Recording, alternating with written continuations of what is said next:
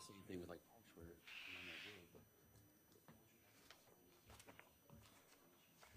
yeah, I think it's okay.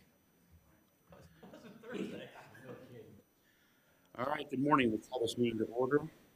It's now 11:09. Sorry for the delay. First on the agenda is the consent agenda for the minutes of February 28th of 2024. I'll make a motion and we accept them as presented. Is there a second? Second. Any discussion about them? All right. All those in favor signify by sign of aye. Aye. All those opposed, same sign. Motion passes. Next, we have the funding and financial stuff, and I say there's been a few changes there to make it a little simpler for moving. We now have the disbursement account, which is basically the interest from last year has now been moved into that account, and that's what was suggested by the State Board of Accounts to make it so that that money is not necessarily directly taxpayer money, and that we will use for things such as maintenance for Lexington Village and that kind of stuff that we have that is separate. Into that fund also go the farm payments from Chase Davis. Have also done a little changing on the totaling of things. The first page has got a summary of the different districts. So it has all the, it's really TIF or non-TIF together. So you've got the industrial park, downtown, the consolidated district, discretionary fund, revolving fund, the junction, and the Salai Hotel. So, just as a review, the new stuff, the discretionary is the stuff that came from the interest of the farm stuff. The revolving fund is the one that's the city of Logansport. The seeded funds, we gave money there. So that's, and that will be used for our programs, which is the key building, sidewalk, and exterior improvement or the facade program. So that all came from there. So kind of breaking it down. I then, in the regular packet, I had for a while, I was including the Salai and the junction as part of the percentages of the TIF districts. We started sticking stuff up. Those really are not going to grow. They're not growing very fast. So I kind of pulled them off to the side. We're still going to just have the primary accounts of the industrial park, downtown, and consolidated. So when we're splitting up things like the career center, that kind of stuff, it'll be basically those three will be point out of it. And say over time, as we get more money into the junction and the Salai Hotel, we can start to use that too. But at this point, I think we should leave money aside in case there is some kind of need for one of those two places for the moment. All right, and so some of it's changed. Most of it's the same. I won't notice the difference, but there is, before I was calculating that in percentages. So in the upper right-hand corner of all the different industrial park page, it shows that 40% of available money is available in the industrial park, 20% in downtown, and 33% in consolidated. So that is now back to where it used to be a couple years ago. Anyway, all right. Other changes, there is the new discretionary fund is in there, and it shows basically my thought is we basically put money into that once a year. So probably unless we need. It's easier in the case with the State Board of Accounts to say, here's our bank statement, here's how much interest we earned this year. They see that same amount of money going over into that new account. So I think that'll be easier for when they do their audits as to where that comes from. Revolving fund, there was no activity last month, so there is no change, no additions, nothing's changed there. That is a non-interest bearing fund. It's just part of the treasurer's money. So that one doesn't change any month by even interest. I think that's basically it. So I will make a motion to accept the financial reports as presented. Is there a second? Second. Any questions or comments? All right. All those in favor of this, we got Lexington Village behind that. It had no other than interest, had no changes to the previous month. All those in favor of accepting the financial reports for the TIF and non-TIF districts in the Lexington Village Residential TIF District signify by sign of aye. Aye. Aye. All those opposed, same sign. All right, moving on to new business. We have Jan Foley with us this morning. the Parks Department, Resolution 2024-320. Good morning. Good morning, Jan. I'm here to ask for some help to complete shelters that we have purchased. We're putting a new shelter at Bishop Park, which is at 18th and Jefferson, and then Spencer Park on High Street.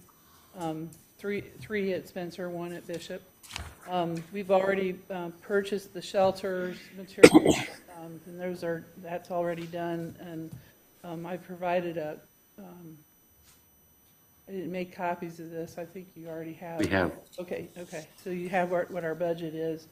So we're looking at, what I'm asking for is a total of $50,000 to cover pouring the concrete pad, and then the labor it will take by Grand Industrial, and then our work on doing the finishing of the electrical and the rock and stuff like that around each shelter.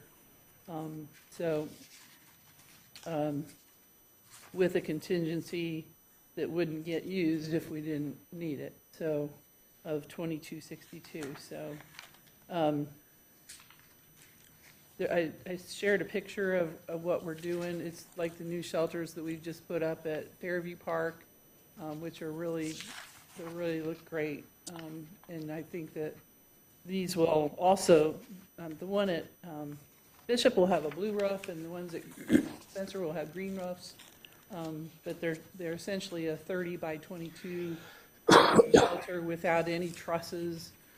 It's all steel frame with a steel roof with a wood underlayment underneath it, and they look. And it's almost kind of like the one at Houston Park, only that one's a lot bigger than these ones are. So these will hold 6 8-foot tables. So a total of 36 people could be comfortably seated at this, but could even be more like 40 to 48, if you want to squeeze together. So, anyway. Let me just say, on full disclosure, I am on the school board. I am the representative for the school board to the Parks Board. Originally, the plan that Jan had was that the Career Center was going to provide the labor for this stuff. The RDC, we gave them a bunch of money to do stuff like build a steel building thing, and so they've been they're doing more of their school stuff than they are doing this stuff here. So they kind of had committed to some of this kind of stuff.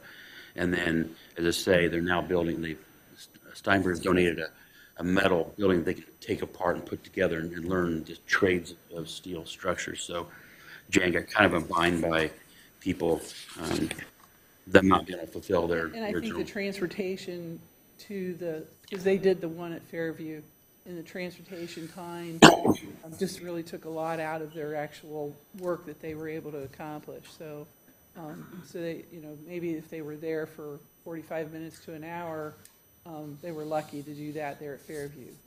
Because they had to get their tools out, do their work, Yeah. and put the tools back in the All bus, right, and get yeah. back on the bus and head. So really, it's a more practical thing for them to work there at the school. So I'm not upset by that at all. So I understand that. So. All right. Any questions or thoughts? Jan, are you gonna have everything invoiced to the parks and then Yeah. after?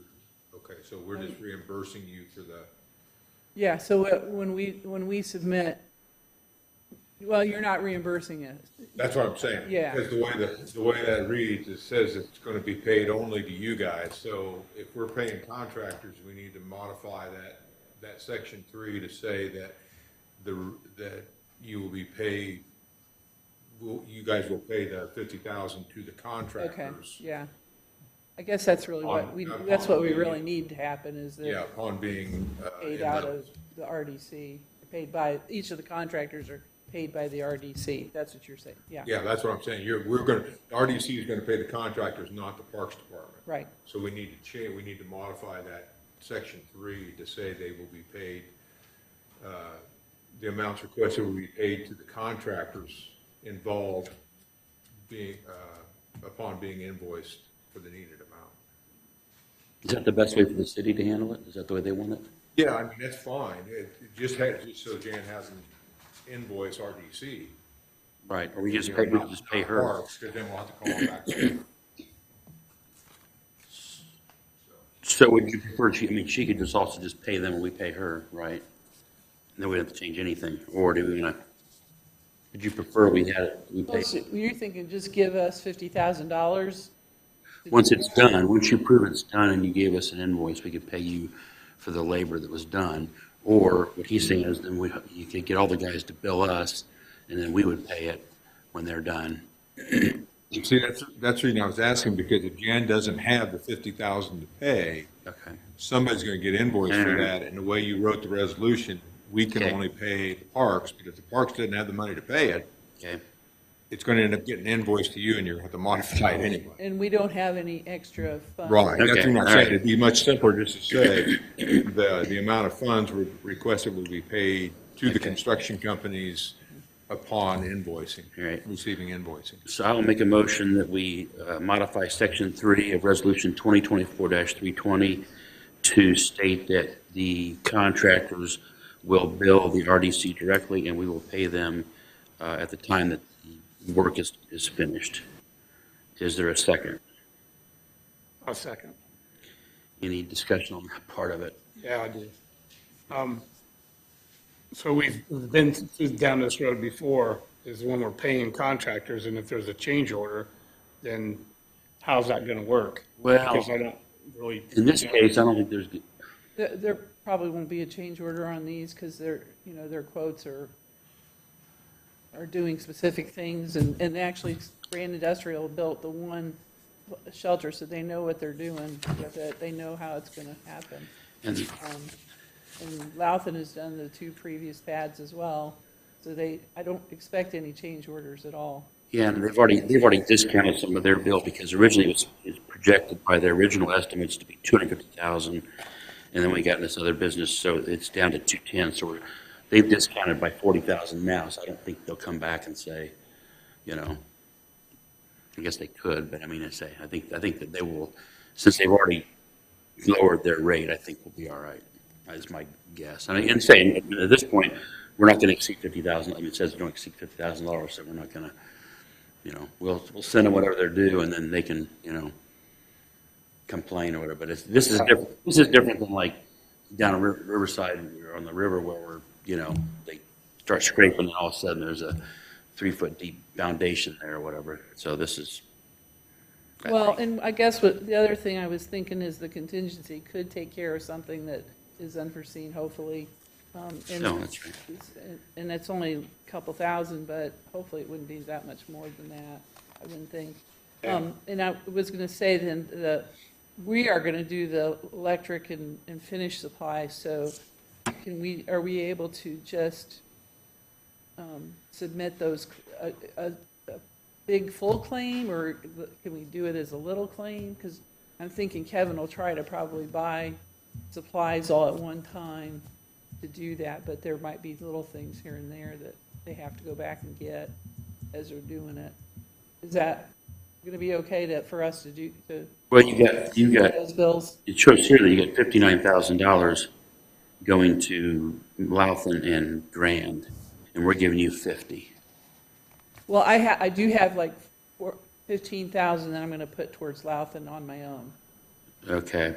So Well, Louthen will only. And that puts us back to where before. I think it would be smarter just to pay the parks $50,000 when it's completed, or I mean, I guess we could change it to pay them before it's completed. Saying I mean, we're not obviously the bills from Louthen and Grand are going to be more than 50. So to your Bob's point, we're not going to be able to pay them both in full. Right. So I think it makes more sense that we actually pay the parks in this case. Now, whether we pay them before they're finished so they can buy supplies, or whether. That's it. If you want to reword to say you're simply awarding $50,000 to the parks for construction of the pavilions and let it cover that, I guess Okay. you could do that. So we need to change what and where. I mean, it's just a grant, basically, is what they're doing. They're giving them a grant of $50,000. Okay, well, I mean, section 2 says, the amount of money requested to be paid to the local parks department upon being invoiced for the needed amount. So Jan, you can send us an invoice for $50,000 and we can, Okay, that will give you the room you need to get that done. okay. That is if we approve it. Yeah. I'm in favor of the money, and she can just use Right. it however she Right. sees fit. Well, that's especially because, I mean, I wasn't paying close enough attention. I was thinking that that 50,000 was covering the labor, but it doesn't cover that. So I mean, realistically, the thing you're talking about is even screwier when we would give them 50, a partial of what they got, and then Jan would pay a portion. I think this is cleaner, so I think that, okay, so I think we can actually leave everything the way it is. And you'll just need to provide us with an invoice, Jan, you bill us for $50,000.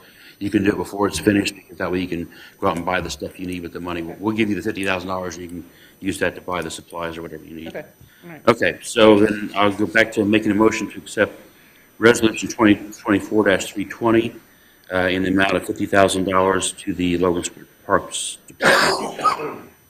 Is there a second? Second. Further discussion? Any other questions, comments? This is kind of come out of the Quality of Life Fund. All right, all those in favor signify by saying aye. Aye. Aye. All those opposed? Motion passes. Thank you very much. Uh-huh. Wow. I'm tired already.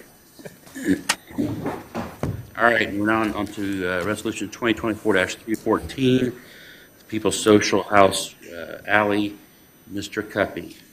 Okay, you may or may not know, Bill Thompson bought the People's Winery. It'll be renamed People's Social House, and the goal is to have it open mid to late April. There's been an issue discovered.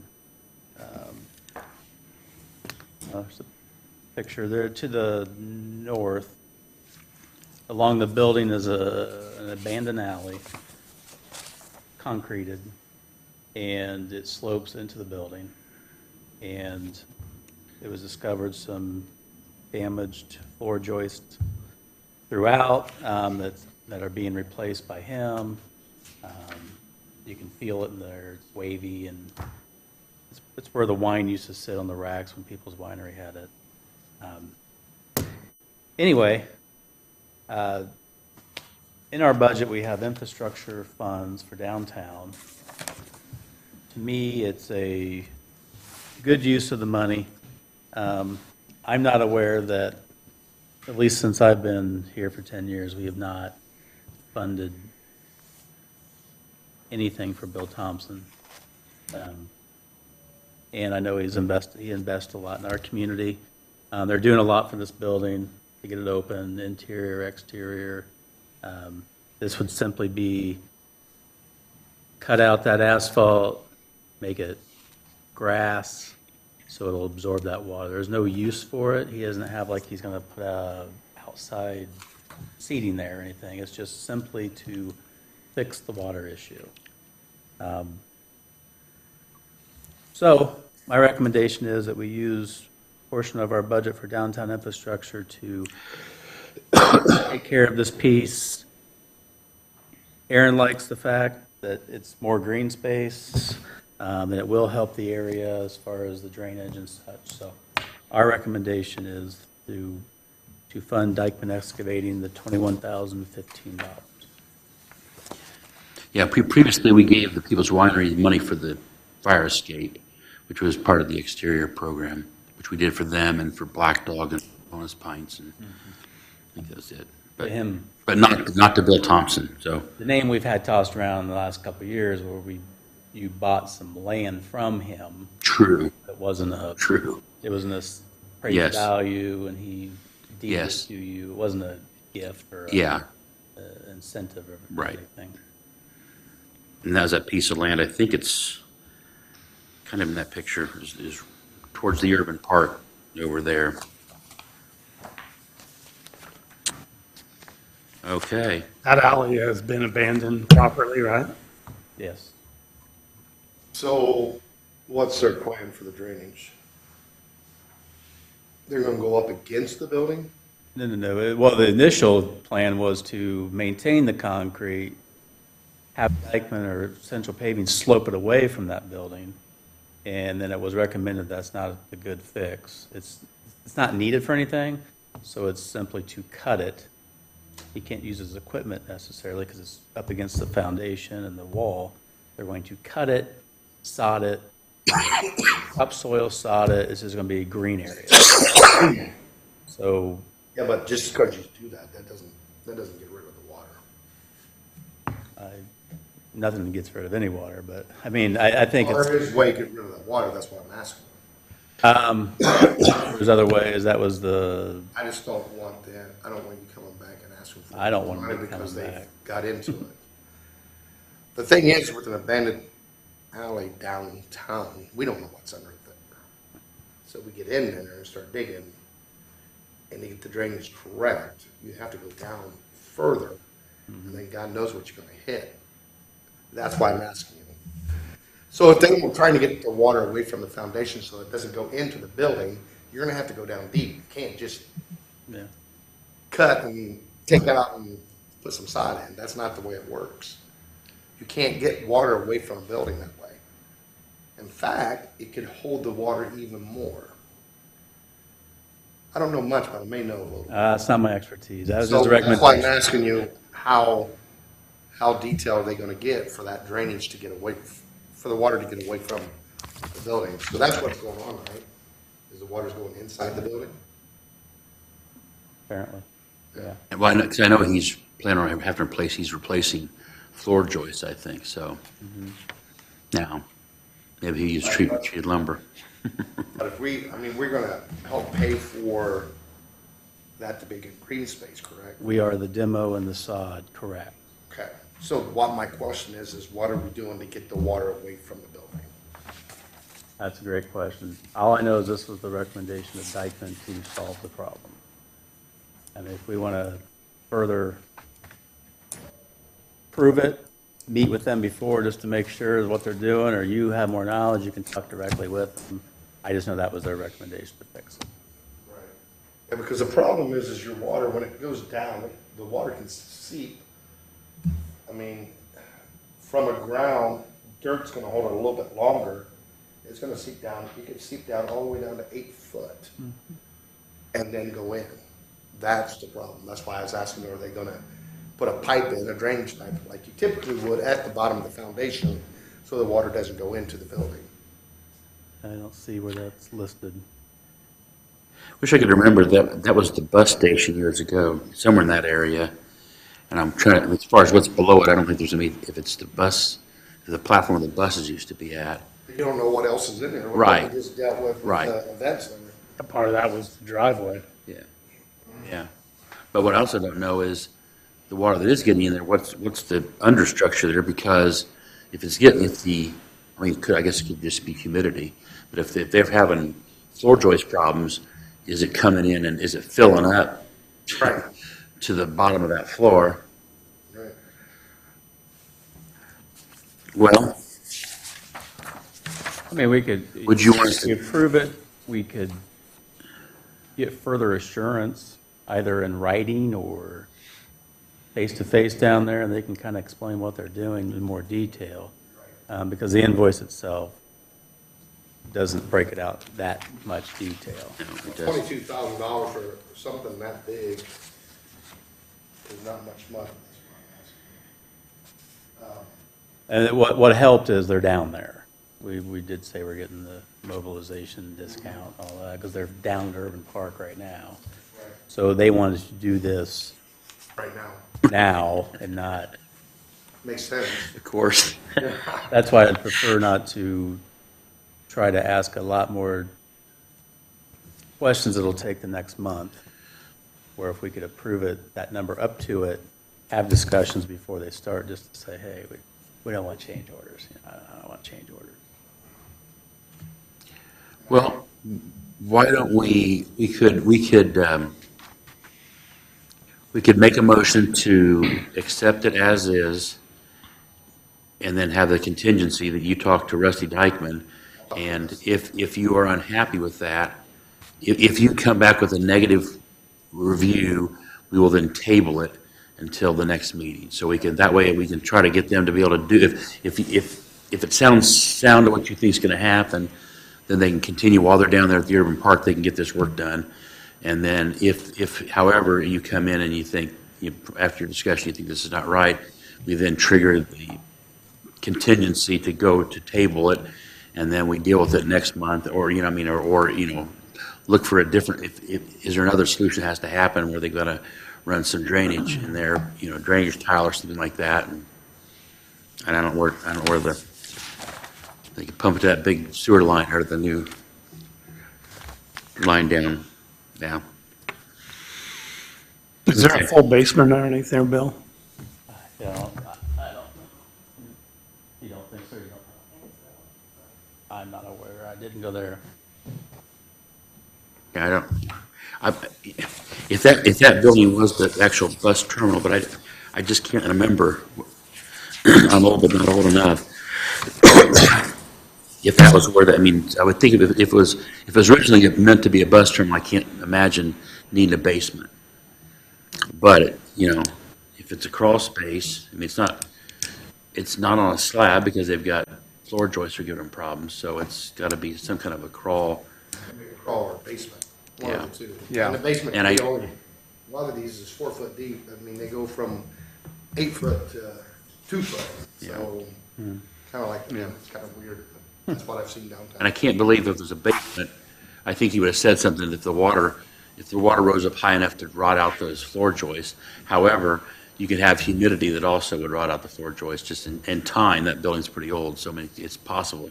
It's probably old-time hand-hewn timbers down there, probably. So let's do this. I will make a motion that we accept Resolution 2024-314 with the contingency that Perry Renowance meets or discusses with Rusty Dykeman the plan of action to improve the situation. If Perry's not satisfied with the solution, we will then trigger a tabling of this motion until our April meeting, and then we'll revisit the possible solutions and costs. Is there a second to that? Repeat it, though. Sure you got it all? I'll second. All right, any other discussion on this? All right, all in favor signify by a sign of aye. Aye. Aye, all those opposed, same sign. The motion passes with the contingency attached to it. So, yeah, Perry, you can just talk to him and see what, you know. I mean, I don't, You just want me to report back to you then? yeah, or just just let me know. Yeah. It's either, I mean, if it's a go, then Dykeman can, while they're down there, they can get it fixed. If we have some concerns, I mean, I want to reach out soon. yeah, I mean, I guess, They're chomping at the bit, so you might want to reach out I'll reach out. sometime. yeah. So, I mean, we probably, I got him on my speed dial, so. yeah. So I guess, I mean, you know, realistically, and they may come back and say, this is the best solution. And there again, I mean, as long as we're not, as you mentioned, we're not stuck with change orders because and we're not going to we're not going to revisit it in 5 years when something doesn't work, that we're going to go back and say, oh, yeah, this is our fault because we paid for this or something like that. But, all right. Okay, next is Resolution 2024-315. Next is for the Gray Mill.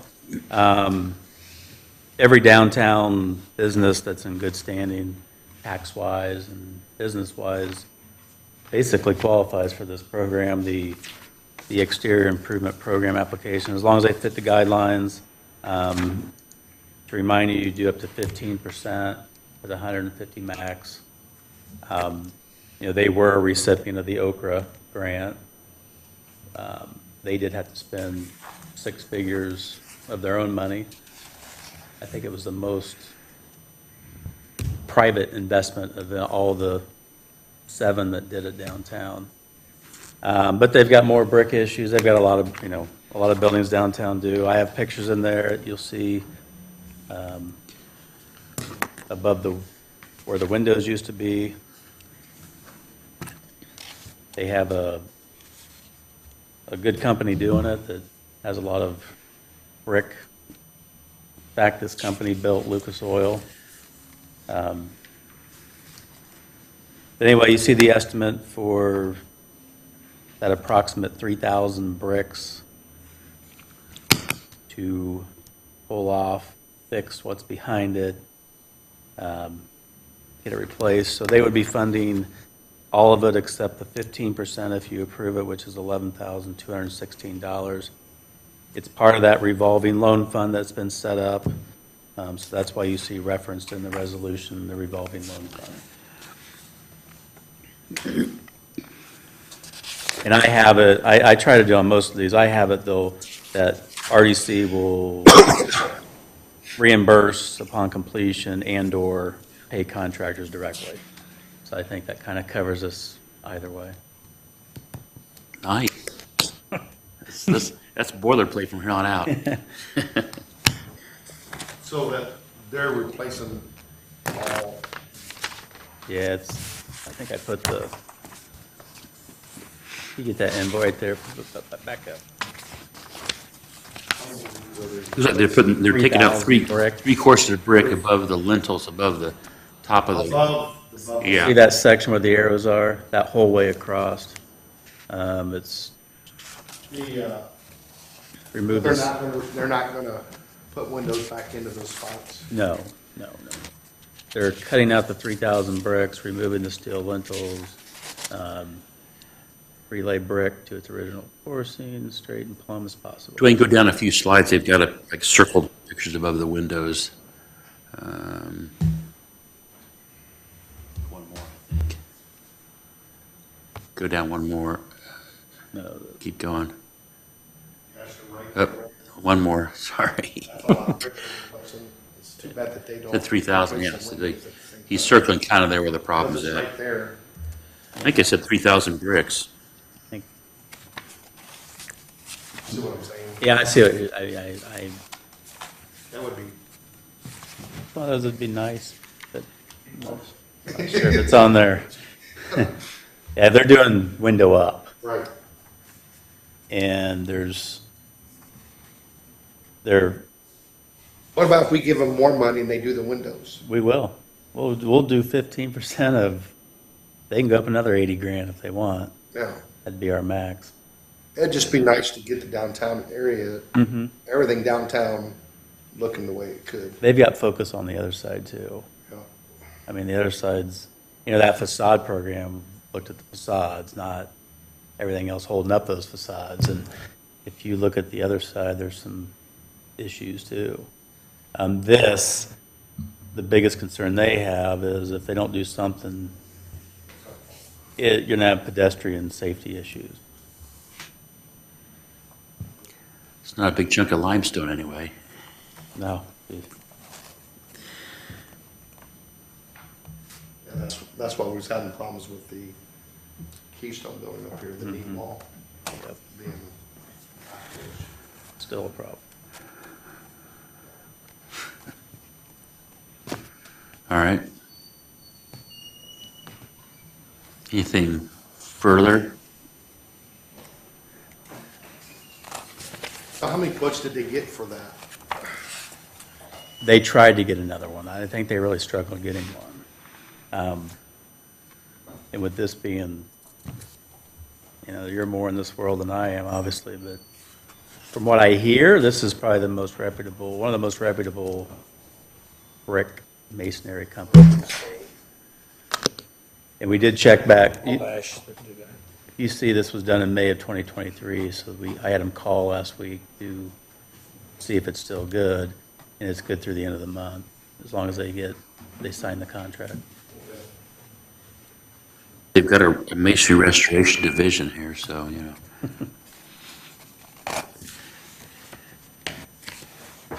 There is that other company that did the Historical Society. They did that wall over there. They did a church, I think, and they did my building. I can't think of their name off the top of my head. Did they do that? Yeah, I think if the percentages were more, let's say it was a 50-50 match, then I would say, yeah, they're great, but let's get another one. But when you're looking at that 1585, I'd like them to choose who they're more comfortable with and pay the 85% personally.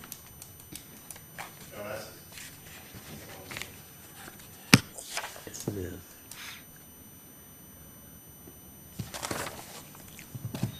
Anything else? I will, in full disclosure, Bob mentioned before we started the meeting that Molly Graybill is his daughter-in-law.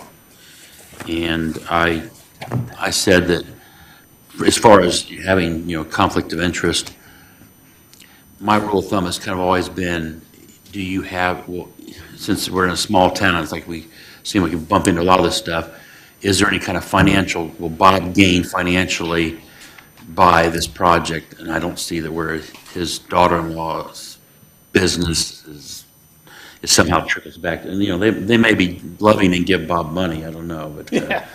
I don't know, that's a lot of I money. think they give you babysitting duty, but, They're paying a lot of money for that, so that's.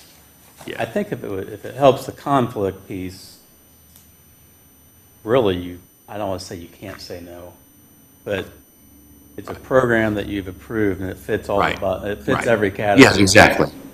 So it's not, No, I don't have any problem with the conflicts. I just don't, I run into this all the time. Someone's a customer at my store, so that means I shouldn't be able to vote because I got money because they bought a pack of gum from our store. I should, recuse myself. But, it gets kind of wacky sometimes when it gets down to that level of, do you know this guy? Yeah, okay, So, anyway, I don't think there's a problem with that, so I think we're able to vote with all three of us. Okay, I'll make a motion to accept Resolution 2024-315 in the exterior improvement program. Will come out of the City Revolving Loan Fund, which is number 406, and we will have our 15% of the project, which will be $11,216. Is there a second? Probably best not be Bob. Yeah. there's no conflict, but just don't second it. Yeah, maybe it should be because I'm so confident. Okay. Any further discussion? All right. All those in favor signify by sign of aye. Aye. Same sign. The motion passes. Okay.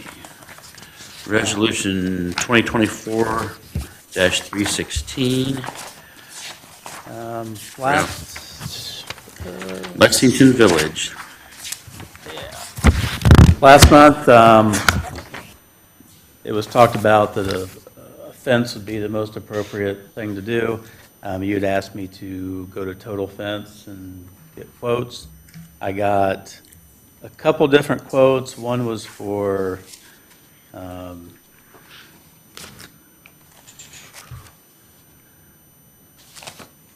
there was a higher one.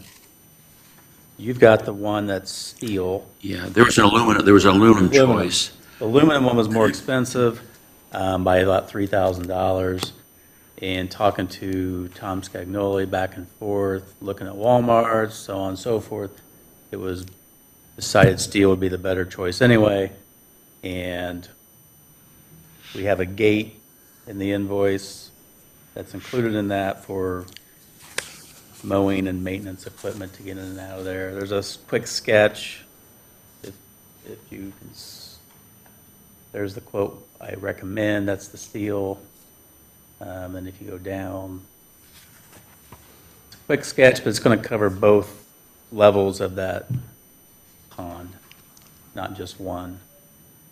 It's going to look exactly like Walmart's. The spacing, the material, the height, color, all that. Initially, I think the deal was, no, we're not doing one. We don't have to do one. And then more talk happened. I think everybody's conscience kind of kicked in of, oh boy, what if something happened? And it is big. After Bob mentioned last month, I drove out there. I thought, oh, it looks like it's not that bad here. And I got there, and it's pretty steep. So, if some kid would trip, fall, and there was water there, It's a You grade, have to climb back out of a hole. it's a grade that I asked, if you go a few feet down on this slope and you just start tumbling into the fence, it's not gonna go anywhere. He said you will not get through that fence.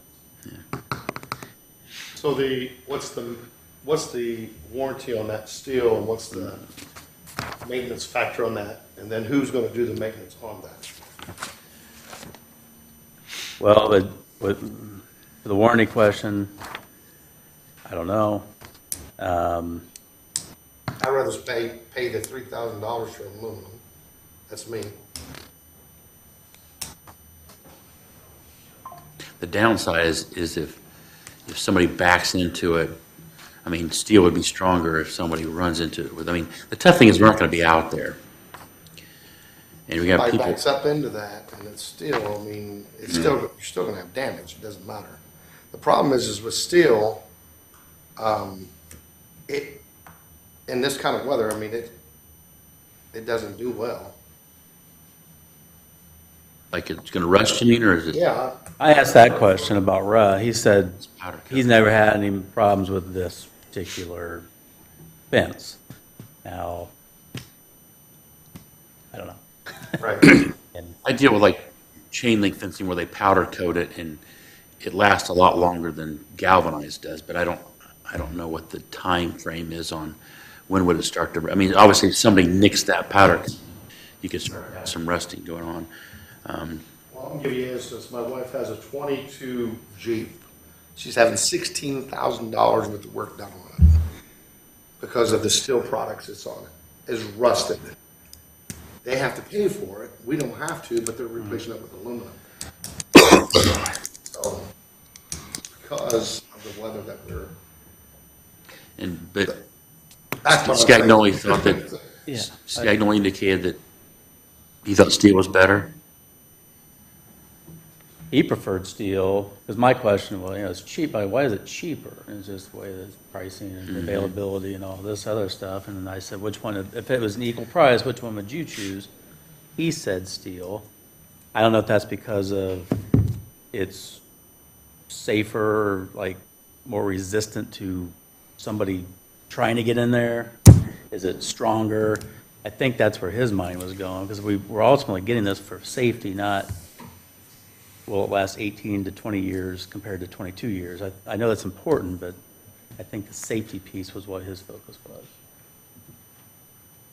I don't know whether somebody tries to climb it. I mean, aluminum it's not as strong as steel. But I don't know whether if you were climbing it or pulling on it with that, I have no clue. I have an aluminum black fence, and if someone could bend those bars easily. Aluminum. Yeah. They could bend the bars easily. This has got that, like the Walmart fence, it's got that small, I mean, that's probably a half by half square or whatever that. See, our signs are made out of aluminum, the square aluminum, and you have to cut it. I mean, you can't bend it at all. These are channeled, and so the channels are not very, they're just not very sturdy. The thickness of it's not very It good. looks good, it keeps the dogs in, but somebody comes up there, they could bend it easily. That's the only thing I would say, Bill, is just the longevity of it, what is the warranty with the steel, and then who's gonna maintain that? Well, I mean, How much maintaining does it take? it's an interesting question because I asked the same question about this just because all these homes are going to be built. They're all going to have the lots that they own, and there's going to be this lot that, we don't have a homeowners association that's going to take this over. So my understanding probably is that the RDC is going to own that piece of land from now until a new mayor, anyway. No, just kidding.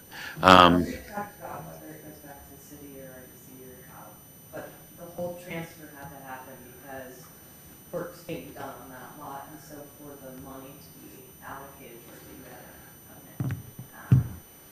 how that works after everything's completed is still up for discussion. Because at some point,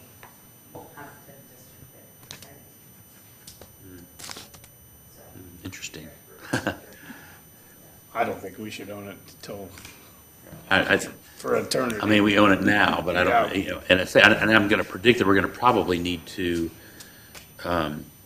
fairly soon, seed this in, grass it in, because otherwise you're gonna have erosion with water. Started there. F and K steel, okay, so that's good, 'cause I thought, you know, when I looked at it, it is pretty steep, so if you don't do something The to, only other thing we talked about was, because not all the buildings are built, it's not holding the water where they don't plan to seed it, and whether or not we wanted to throw some like grass Cheap. or in there. fescue or something like that, to, Keep it from erosion. So that would be the only other. I think we're gonna learn all kind of things this project. Oh, learning. Thing is, to get this one out of the way, we got Davis and Chase is gonna start, so we cross everything and we won't have, we know what exactly to do. This project has had basically one change order. It's been and this isn't even a must. My opinion is we've, now that you think through it and you see it and you do it, I think, plus it'll just look better, having that, you can segregate it off with a fence. But yeah, we haven't had a whole lot of hiccups there, and Yeah, and I mean, but it is about 3,000. I mean, if you were to say collectively, we want aluminum, then we would just, you could do a not to exceed and then add $3,000 to that resolution. Yeah, I mean, I think it comes down to what you were saying is, now I'm looking at the strength of it. yeah, When I'm dealing with aluminum, I'm dealing with pretty, I mean, it's pretty stout. I can't do anything with it. yeah. But the strength of it, I mean, the thickness of the aluminum itself. And then, what is the warranty with the steel? Yeah, I texted him, but I haven't heard back.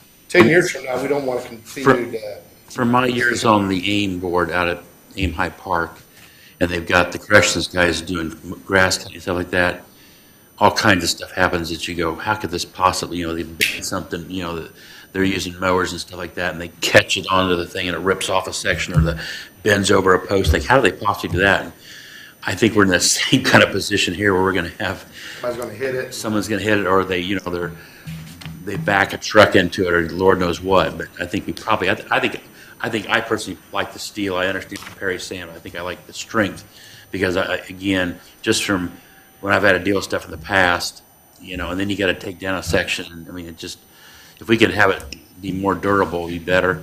On a second point that I just have to think about, I mean, realistically, when this whole project's done, I can see this probably becoming maybe Parks Department property. I mean, they cut that grass on George Street there by Steve Clary's, where it's right away for something. The Parks Department cuts that whole swoop, that maybe somewhere down the road when this is done and Jan is retired, we can go it, since she's not here. No, so I mean, I guess we'll just, as someone just mentioned, we're going to learn a lot of stuff here, you know.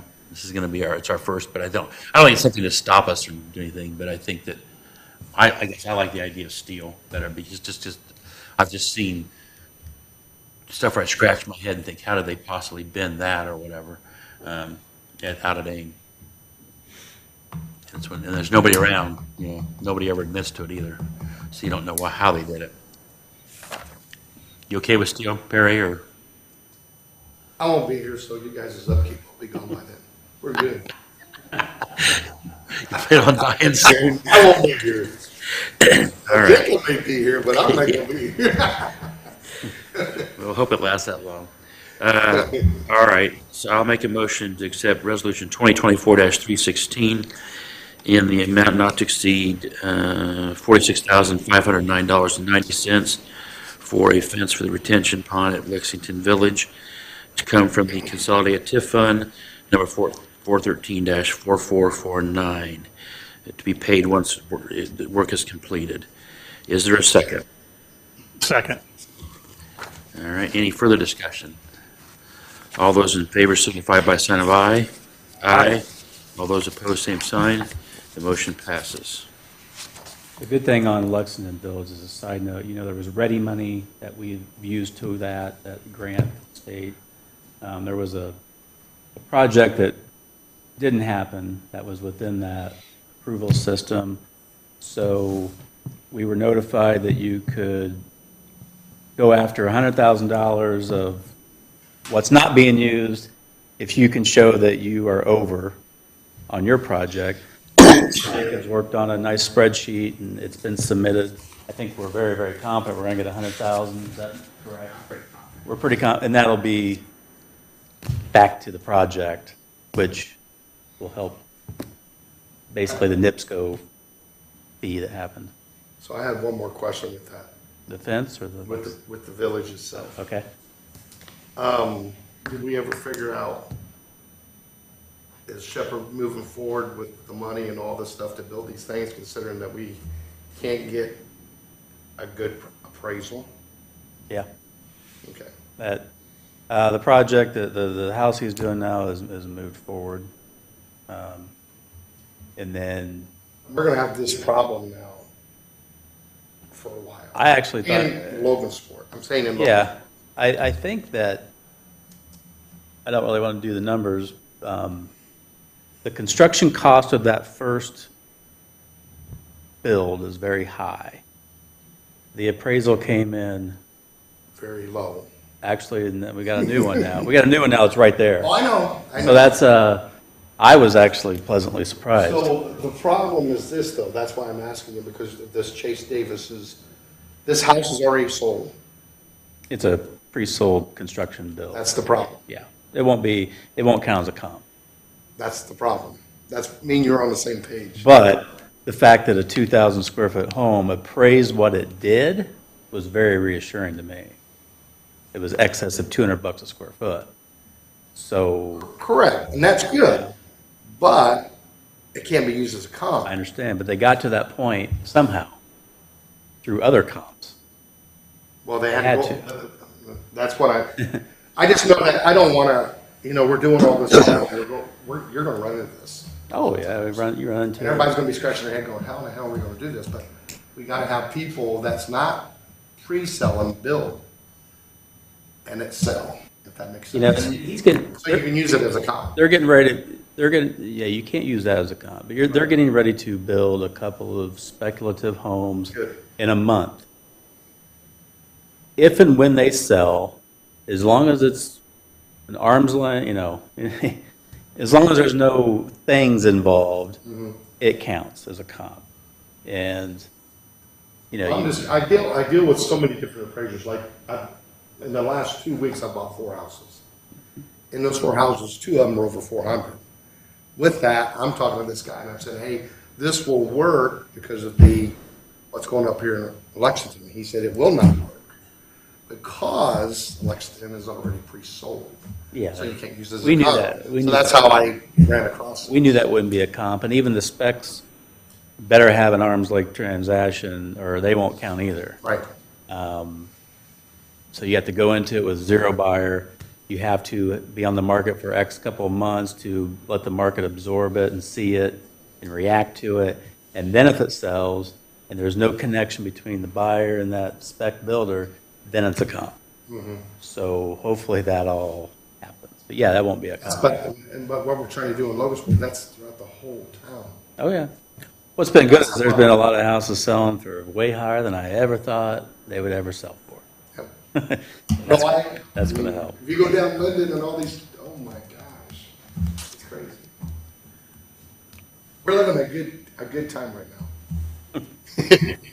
For a seller. Yeah, Your house now is worth about $1 million, just to let you know. oh, thanks. For that fence, it's all bended up. Yeah, I get it. I wasn't gonna say it, but I think I've hit my fence before, so. All right, moving on to resolution 2024-317. This is something that piggybacks off what we did last month. Baker Tilly, they sent us a notice that they would like to change the way they do business. Previously, they would charge us like every 6 months or so for the work they'd done previously. They went back and looked at how much business they normally do based on the reports we send. April 15th DLGF thing that they send in for us.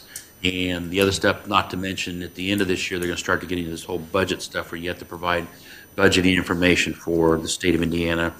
So they came back and suggested that we have a $2,500 a month retainer or fee that was for the basic umbrella of the stuff that we normally do. Now, if all of a sudden we say we want to look at another residential TIF district, it would be aside from this. So this resolution basically is saying, okay, we agree to what they want to do, and I understand, because oftentimes, once they do give us a bill, it takes us at least 30 days to pay them, because it's got to go to this meeting and the Board of Works and what have you. So, I mean, if they're trying to pay payroll, like the rest of us and the rest of the world, I can see why they prefer to have monthly payments than to be getting things every 6 months or 9 months or whatever. And then say, oftentimes, who do they send the bill to, and does it get to the treasurer? It comes to me, it goes, blah, blah, blah. So anyway, this resolution basically looks for this, I think it's for this year, yes, in 2024. So this is telling us that we're going to pay them $2,500 a month retainer for the services that they provide. Next page, they've got the January and February invoices, even though the second one's dated March 9th, but that's for February.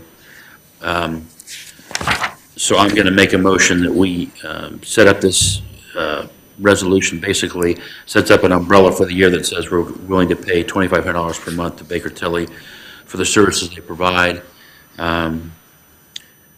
Okay, I'll make a motion for resolution 2024-317 to Baker Tilly Company, and it's going to be $2,500 a month retainer for their services. Is there a second? Any further discussion? How much did we pay them last year? About 2,500 times 12. Really? It really varies. I mean, they do a couple things that take time. The one thing is when they come and bring that presentation here, they are required to do that by law, and so they have to look at all our reports and say how much money we spend, what do we have there, blah blah blah. They also now, like for this, in this situation, there's an April 15th deadline for a DLGF, which is the Department of Labor something or other, and it is, they now have to come to the city council now and present that now. So that's a new thing this year that's happening. And the other time they have it was when they do, they say that the one part they tell us what they project that we'll be getting in the upcoming year. And it somehow is also tied into when they audit us, that has to be a part of that too. It goes on the gateway, which I think the treasurer's office pushes it on the gateway. They do all the work, and I think I sent you guys that thing, their presentation basically for the city council. That's there, and that's the first time we've done that is this year that they'll do that. So we're going to plan to do that April 1st with city council, and then if everything's fine with that, then by April 15th they'll send this in there. So it's just, I say the one document we've got shows like what they get paid by hour, and they've got like 6 different tiers of employees. If they're a manager or something, they get so many hundreds per hour. Right. Okay. It's a pretty good gig. All right. Okay, so we have a second. Any more discussion? All right, all those in favor signify by a sign of aye. Aye. Aye. All those opposed, same sign. Motion Hey, passes. Bob, did you second that? Perry did. Terry did? Okay, I didn't hear the second. Yeah, Barry did. I will say that years ago when I was on as the school board representative, there was a situation where they thought they could save money by doing a bunch of stuff themselves, and the fellow that was in charge at that point in time messed up and didn't get all the parcels correct, and we ended up not getting the money from the Walmart property like we should have, and because they're trying to go cheap and not pay like Baker Tilly. So for better or for worse, even though these guys, it seems outrageously expensive sometimes, I think they are, in the long haul, we would have been better off right now had we not gone cheap 10 years ago or whatever it was. Okay, moving on to resolution 2024-318. This is the Century Career Center project, which we did like last year Let Bill take it away from here. Last month, you had the presentation, and on that presentation said the first request would be this month for the digital design pathway. There's 98 students. Your overall budget for Career Center initiatives that you can go up to is about right at $250,000 a year. This is the first request. They have no plans to come to you for, I think, 150 would be the max this year. That's if you would approve everything. This one's for $23,979.20, and again, it's for the digital design pathway. And it'll come out of the proportioned 3 different TIF areas we like did last year. We did have them go in front of the Cass County TIF. It looks like they're going to fund, remember the fire and rescue piece? It was like $100,000. It looks like they're going to fund it, but they had a question on the technicality. They didn't have their stuff aligned and ready. But based on what I was seeing and hearing, it looks like they're going to do it. It doesn't affect this. I just wanted to let you know that. Well, and I'd say that this is, I think this has been a good investment of our money in these kids, the future. I know that the Career Center is talking about doing stuff with Stellantis and doing getting kids up to speed on some of this smart technology, what they're talking about. So, and it's nice to see the county come in to be a partner on something like this. So, yeah. All right, so I'll make a motion to receive, to accept Resolution 2024-318 in the amount of $23,979.20 for the training and education program at the Century Career Center. Is there a second? Second. Any further discussion? All right. All those in favor signify by sign of aye. Aye. All those opposed, same sign. The motion passes. Thank you. Okay. Resolution 2024-319. This is when we set up the discretionary fund. This is a company that provides checks for us, so it's $130.38. Shipping of $22. That's at $122. So this is just the actual paper checks for us to write checks from the discretionary fund, the new discretionary fund. So I'll make a motion to accept Resolution 2024-319 in the amount of $153.32 coming out of the discretionary fund for checks, and it's paid to Kramer Marketing Company. Is there a second? Second. All right, any further discussion? All those in favor signify by sign of aye. Aye. All those opposed, same sign. The motion passes. Okay. Next is Resolution 2024-321. This one I've had mixed feelings about, and I'll tell you all the sides of where I've been thinking about it. This is down at the Riverside project with the event center. When they did the drawings, which is kind of crazy, they did not include curbing. You know, there's some existing curbing, and they did not include curbing for all that area. It's kind of goofy because we in the city are the original owners of the parking lot. And I say it's kind of weird because the drawings I got from the blueprint, I've got a page here, roll down a little farther, Dwayne, to the, okay, so this is a blow up of that portion. You know, they've got a thicker black line that's the existing curbing, and then they've got a jaggedy line, and they actually have a line where there is no curbing, and I didn't see in the legend where it shows that. I don't know why the group didn't catch that. So when they did finally realize that Rusty Dykeman brought to their attention that it was not on the plans to have that. When you go further by Riverside Park, all the houses there, they have no curbing there. and it's kind of a mess. So originally, I thought this is not our thing. At the same time, there's been concerns if you have no curbing, people will be parking on the grass, especially when you have like things like Squeal and the Eel at the 4th of July, and there's all that kind of overflow parking. And so where I first thought, okay, I think this is not ours, I then thought of, I've had some discussions with Mr. Cuppy about some potential people that are looking to build next door or farther down, and got thinking about, okay, we got an opportunity to develop this stretch of land between the event center and 6th Street, and thus we want to have things look like, I'd say when you see it, if you would drive by it in the park, it looks cruddy with the grass just coming to the street, it just tapers off. So then I also got thinking about if you don't put the curb in now and it's tapered off when people realize that, it needed to have a curb.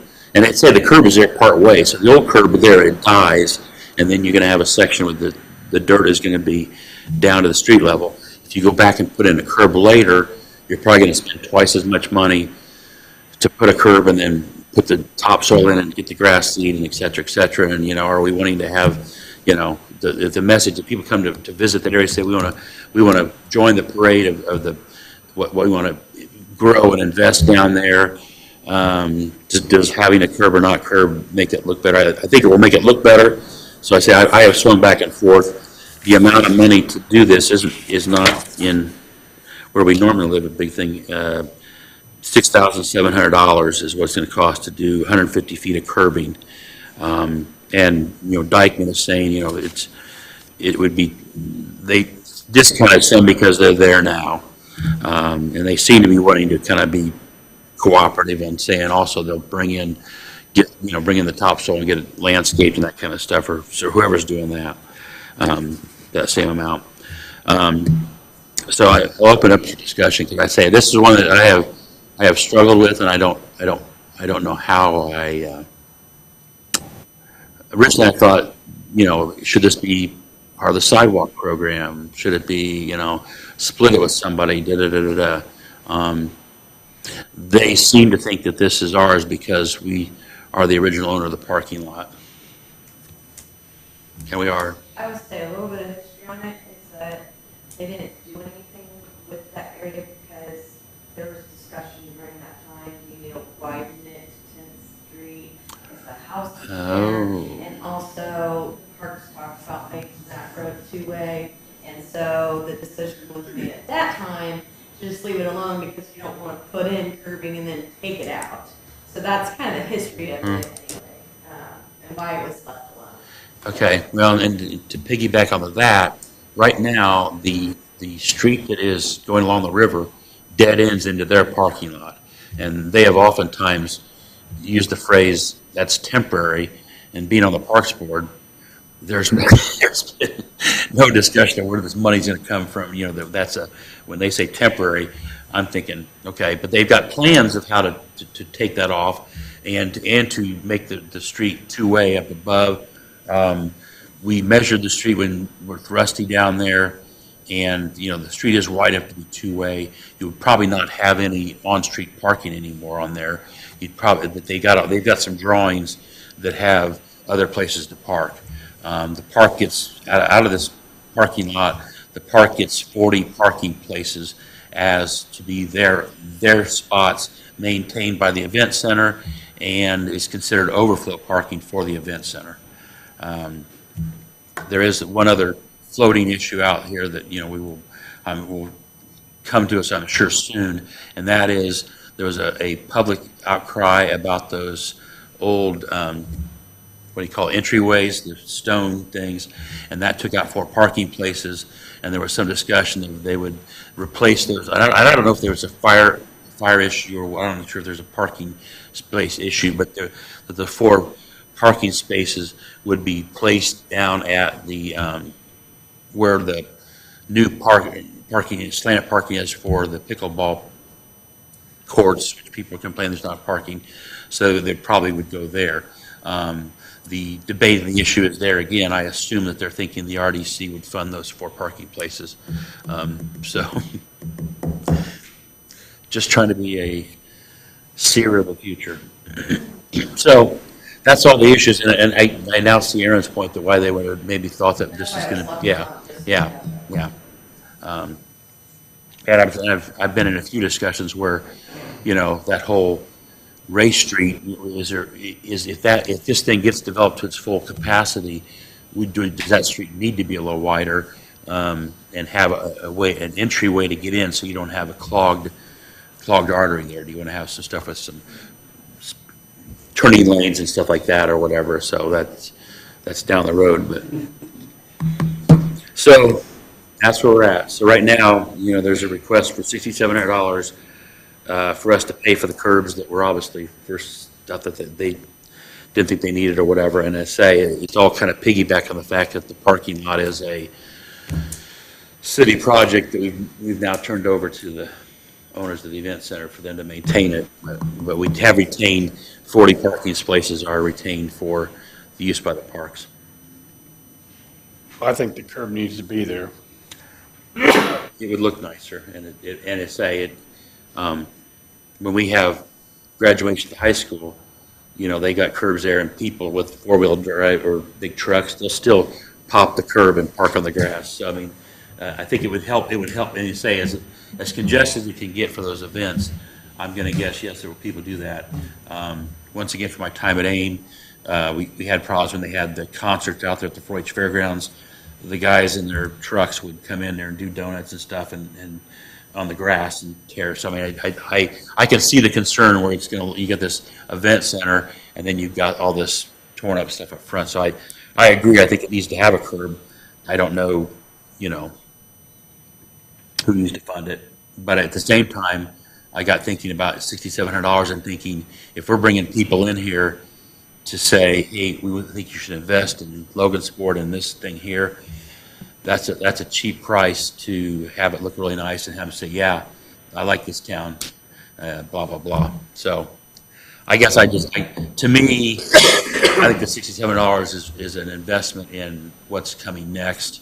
And we can fight people over it, but I don't know. Well, we can pay $6,700 for the curb, and then somebody else can pay for the 4 parking places that are going to put down by the We can pickleball. sure ask that. Yeah. I don't think you need a period. That's just my opinion. The parking places. Not for the parking. Yeah, I think there'll be enough parking. I do too.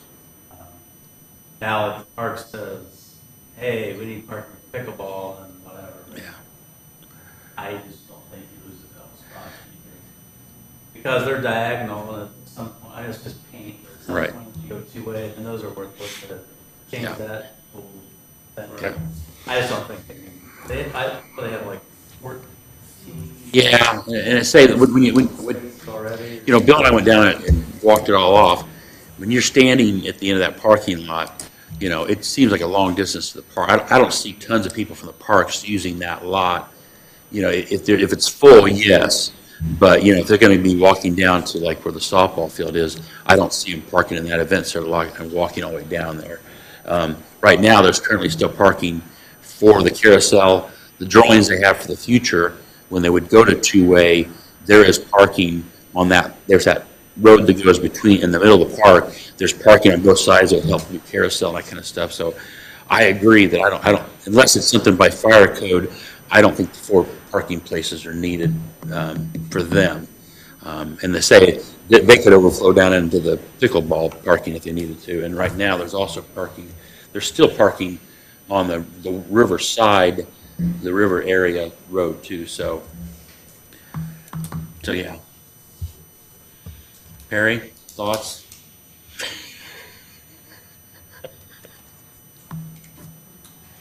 A lot of money down there.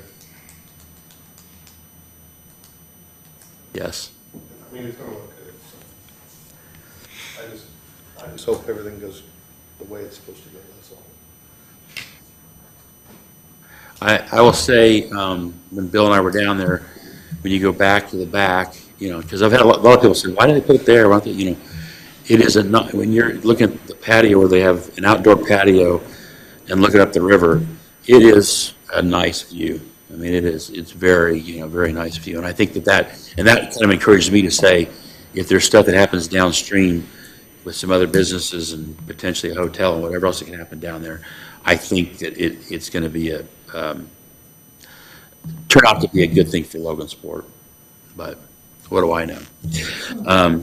Okay, so I will make a motion to accept Resolution 2024-321 in the amount of $6,700 to be paid from the Consolidated TIF Fund number 413/4449 for the purpose of a curbing down by the new event center. Is there a second? Second. Any further discussion? All those in favor signify by saying aye. Aye. All those opposed, same sign. Motion passes. Thank you, Perry. Okay. We now are to Aaron. So on this, I don't know how much you guys have to actually vote, because you're not really, getting someone under contract or those type of things, but I wanted to bring them forward to you because there was some discussion on these and basically get your, I don't see any issues putting these out. So the first one is Tangy Street. This is the old Jefferson School, 1.21 acres. I basically left it as though anybody could submit a bid that would meet the medium density residential district. So from that, you would be able to look at all of them if you wanted and deny any. That's all in there to be able to do that. The first process in this is that you have to have a minimum offer based off 2 appraisals and the average of those 2 appraisals. So that's the 48.5. If no one comes in, then you can work with anybody that would see interest after 30 days of no one coming in. So there's a map showing that area, and then what you would have to do if you're submitting the bid and kind of the next steps after that. So are there any? If nobody comes in, say that again one more time. So if no one comes in to actually purchase the property, you have 30 days and you wait.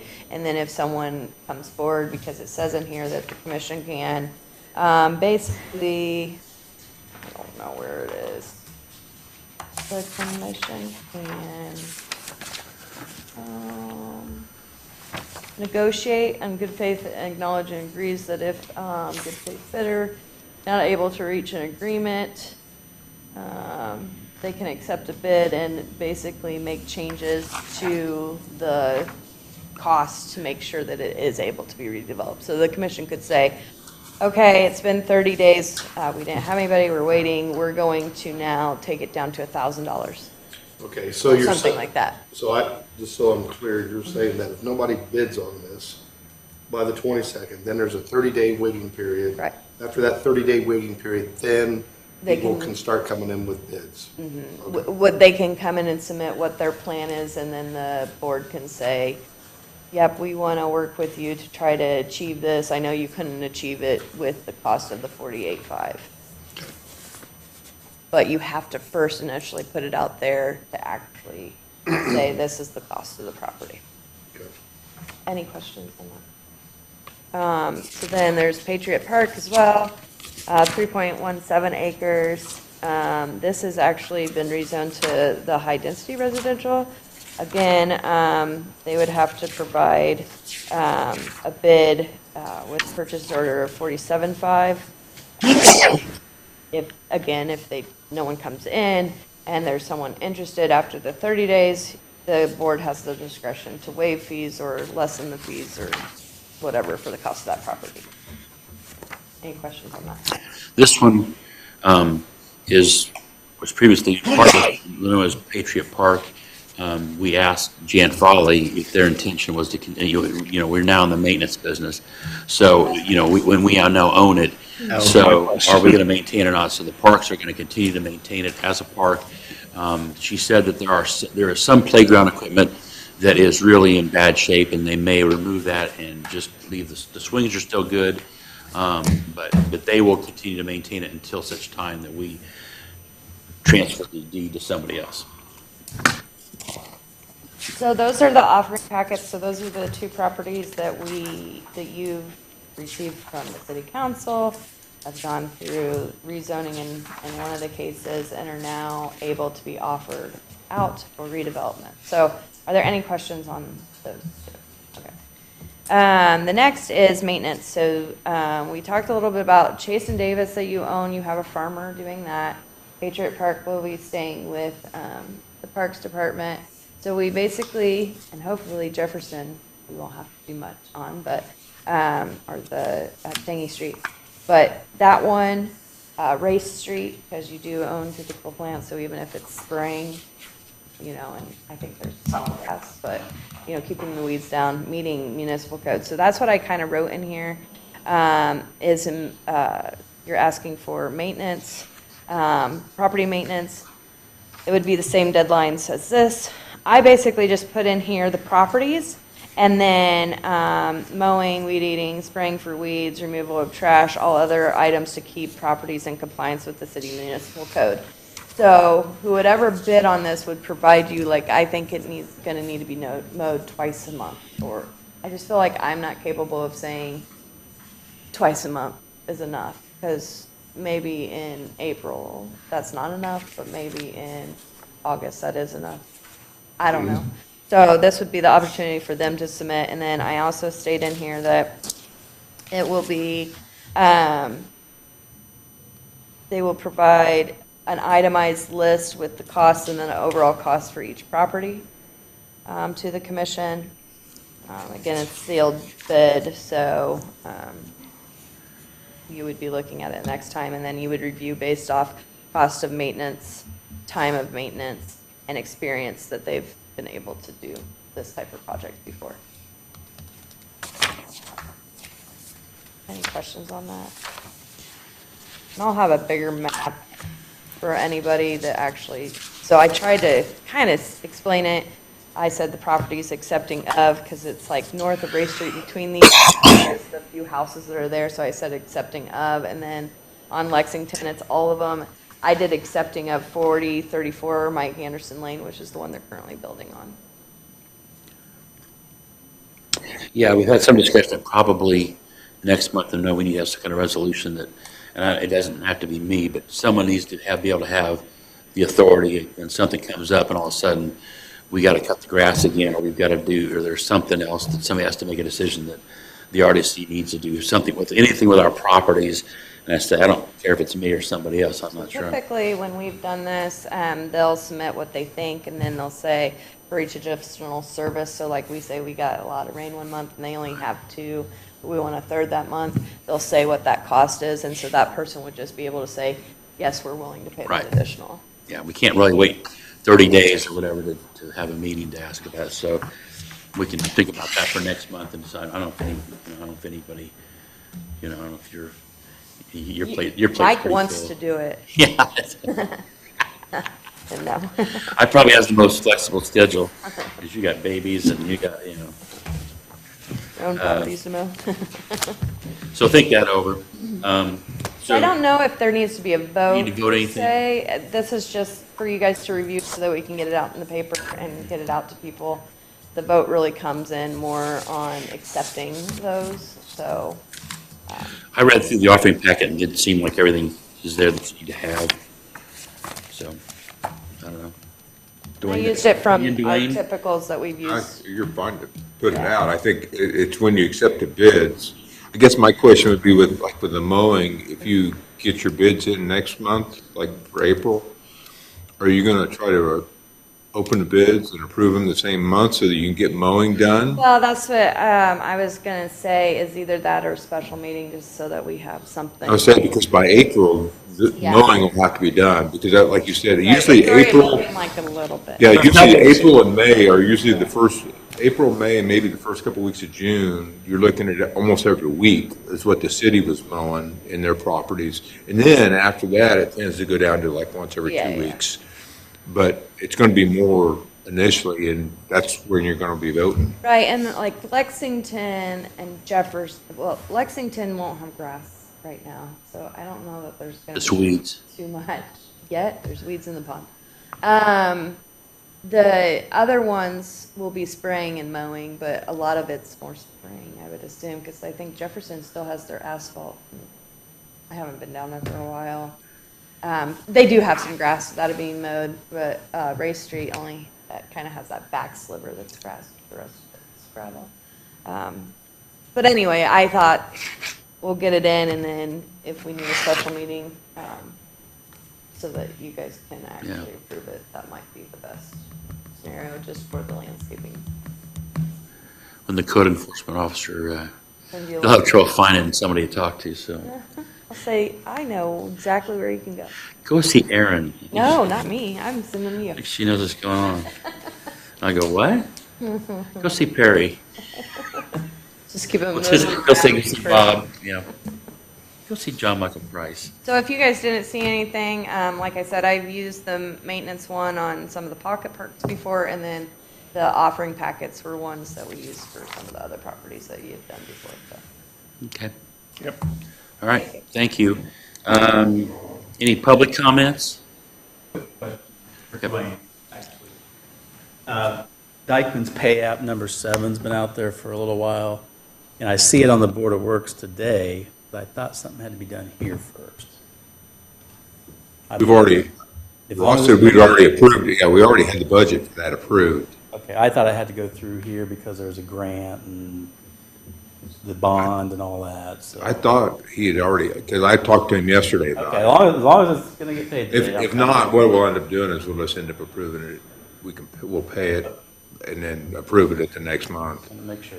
So, and Bill, I was gonna tell you too, that the last payment for the schools came in, I've got it here for Mike to sign, so we'll have it on the next week's board, which was the computers and the monitors for the thing. That should take care of everything that you guys approved last month, or last year for them.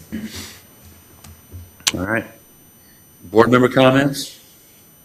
No? All right. Next meeting is Wednesday, April 24th, 11 a.m. right here. Thank you. We are adjourned. Did you say April 24th? April 24th, 11 a.m. right here. And we got to be here today instead of next door.